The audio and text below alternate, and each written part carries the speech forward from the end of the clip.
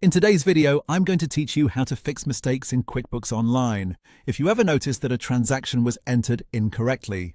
The good news is that QuickBooks Online makes it pretty simple to find it and update the details.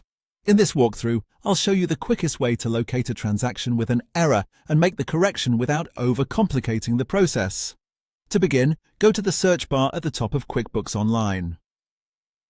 This is one of the fastest tools you can use when you need to track down something specific, especially if you already know a few details about the transaction you're trying to fix. Instead of manually clicking through different menus or scrolling through long lists, the search bar helps you get right to the record you need. Once you're in the search bar, type in keywords related to the transaction that has the mistake. For example, you can search using part of the transaction description, an amount, or any other identifying detail that helps narrow it down. The more accurate your keyword is, the easier it will be to find the exact transaction you want.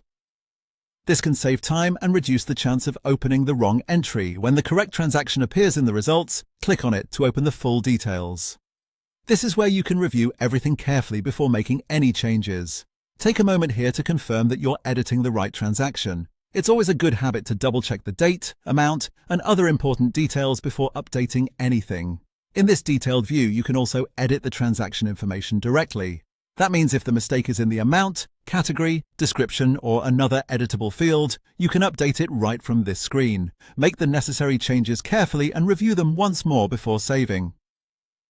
Being precise here helps keep your records clean and accurate. After you've made your corrections, click Save. QuickBooks Online will update the transaction and your changes will be applied. And that's it. The mistake has been fixed. As a final tip, whenever you edit financial records, it's a smart idea to be consistent and careful, especially if the transaction is tied to reports or reconciliations. Even small corrections can make a big difference in keeping your bookkeeping accurate. That's all for this video. Thanks for watching, and now you know how to fix mistakes in QuickBooks Online.